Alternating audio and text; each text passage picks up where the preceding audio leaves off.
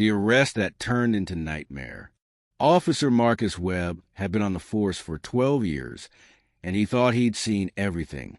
Domestic disputes, drug busts, high-speed chases.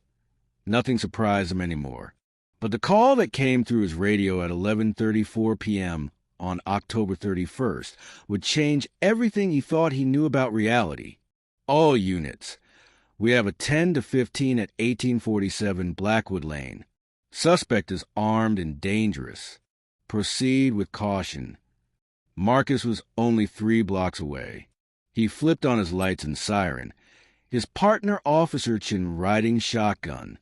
They'd been patrolling the west side of town, a quiet suburban neighborhood, where the worst crimes were usually vandalism or the occasional burglary. What's the situation? Chin asked, checking his service weapon. Domestic disturbance. Neighbors reported screaming. Sound of a struggle. Dispatch says a homeowner, Robert Marsh, has a history of mental illness. Was released from psychiatric care 6 months ago. They pulled up to a 2-story colonial house that sat at the end of a cul-de-sac.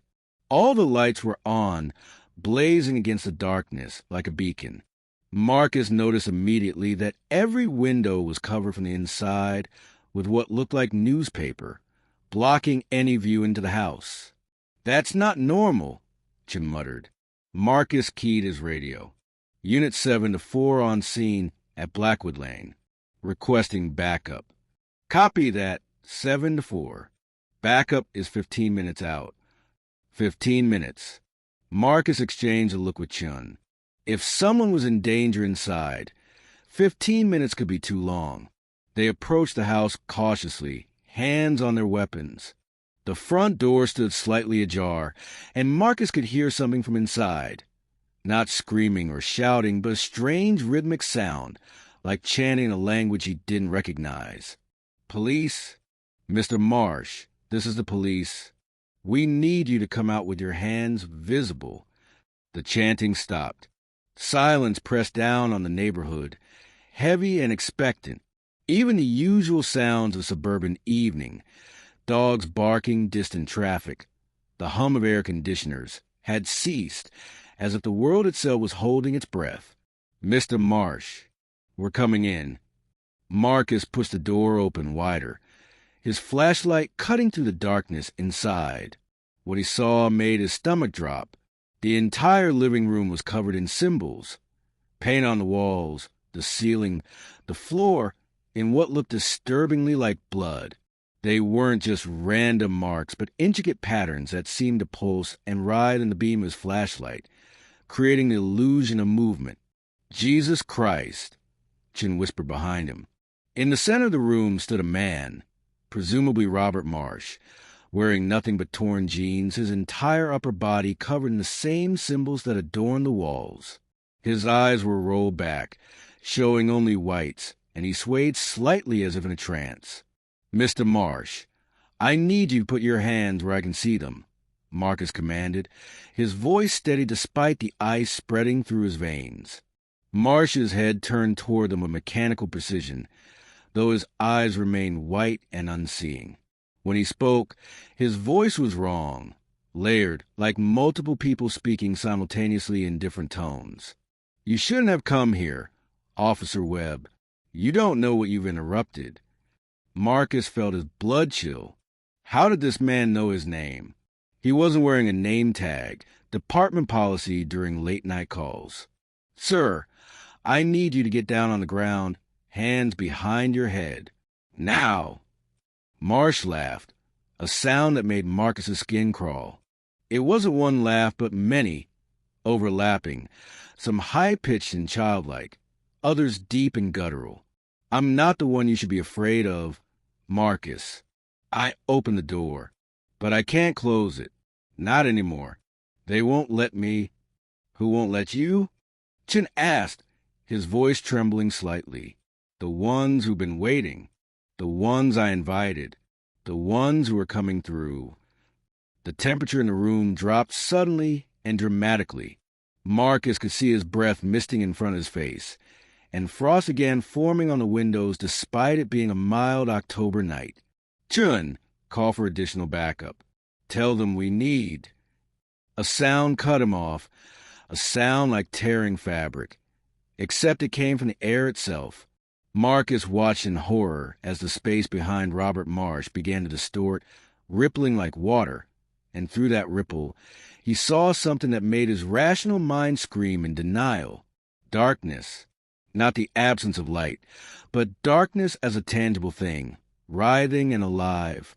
And in that darkness, shapes were moving, human shapes, but wrong, with too many limbs, heads that bent at impossible angles, mouths that opened too wide. What the hell is that? Chen's voice had risen to a near shout. Robert Marsh turned to face the distortion, his arms spreading wide.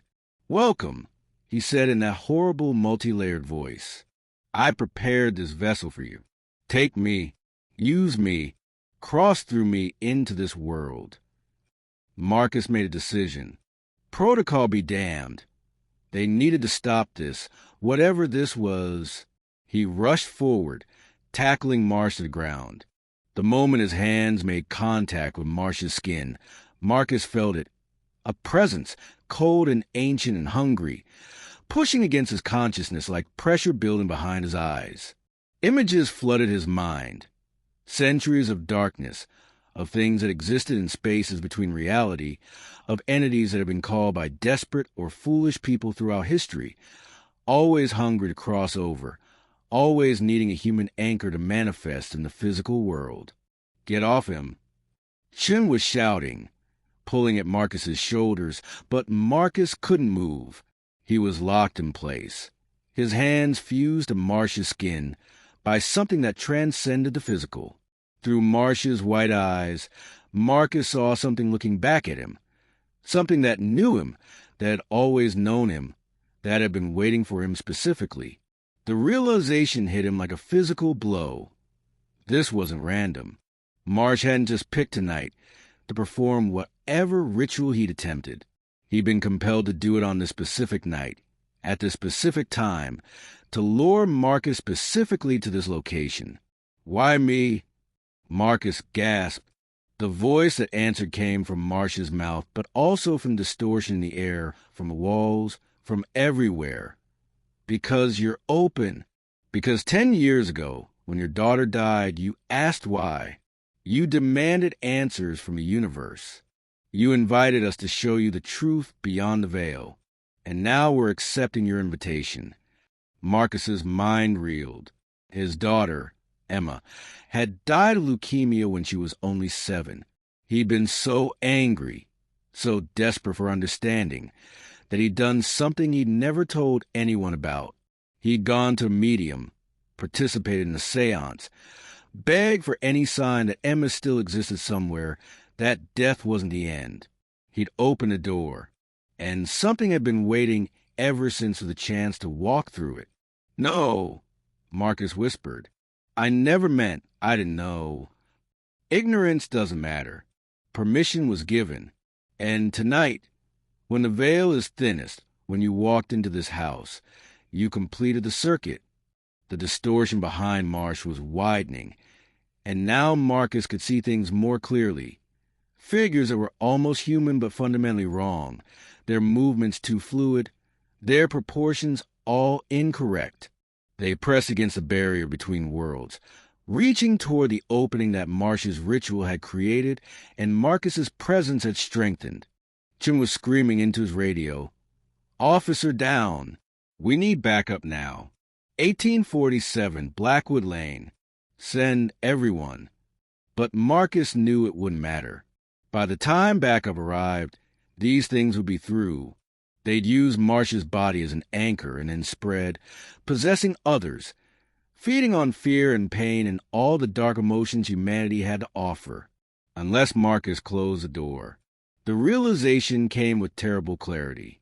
He was the anchor. His grief, his invitation years ago, his presence here tonight. He was the final component that made the ritual work. And if he could give permission, he could also revoke it. Marcus focused on the memory of Emma, not her death, but her life. Her laugh when he pushed her on the swings. Her excitement on Christmas morning. the way she'd hold his hand when she was scared. All the love he'd felt for her, pure and untainted by the grief that came later. "I revoke my permission," Marcus said, his voice gaining strength. "I closed the door. You can't have me. You can't have this world. Emma wouldn't want this. I don't want this. Get out." The entities in the darkness screamed, a sound that was felt rather than heard, vibrating through Marcus's bones. Marsh's body convulsed violently, and the distortion in the air began to shrink, collapsing in on itself. "You can't close it." Marsh's voice shrieked, losing its layered quality, becoming more human. "I gave everything. I promised them. They'll destroy me if I fail. That's not my problem," Marcus said coldly, his hand still locked on Marsh's shoulders. "You made your choice. Now live with it, or die with it. Either way, this ends now." Marcus channeled every ounce of will, every memory of love, every moment of genuine human connection he'd ever experienced, and pushed it outward like a wave. The symbols on the walls began to smoke and burn, the blood they were painted in igniting with cold fire that consumed the markings without damaging the walls beneath. The distortion sealed with sound like a thunderclap, and suddenly Marcus could move again. He rolled off Marsh, gasping, his hands raw and blistered where they touched the possessed man's skin. Marsh lay on the floor, his eyes returning to normal, filled with a terror and sanity that suggested he was finally himself again. "What did I do?" he whispered. "Oh, God, what did I almost do?" Backup arrived moments later, for more squad cars, an ambulance, even a fire truck.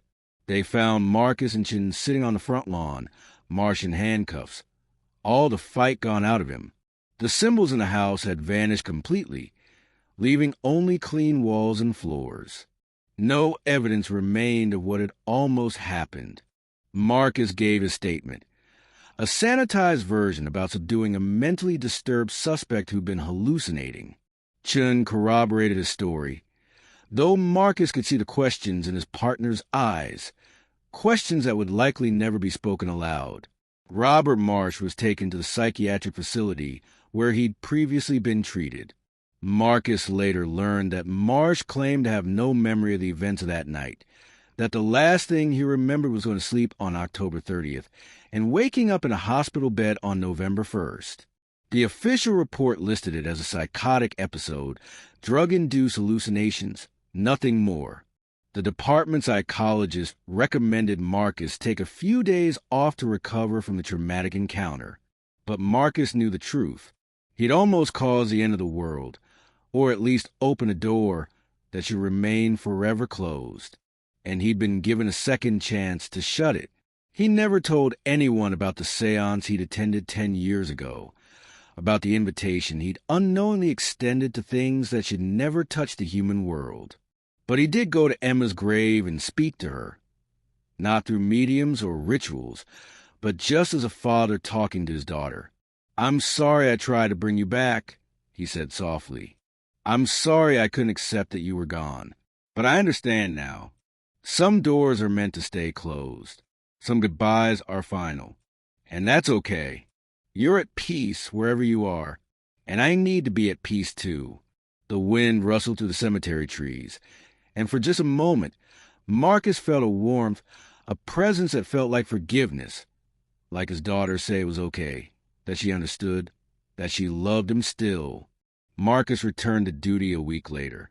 He never spoke about what really happened that night, and Chun, to his credit, never asked. But both men avoided a house on Blackwood Lane, and Marcus made sure the property records listed it as the site of a potential biohazard incident, ensuring it would be torn down rather than sold. Some arrests are routine, some are dangerous, and some, very rarely, brush up against forces that remind us how thin the line is between our world and the darkness that exists just beyond our understanding.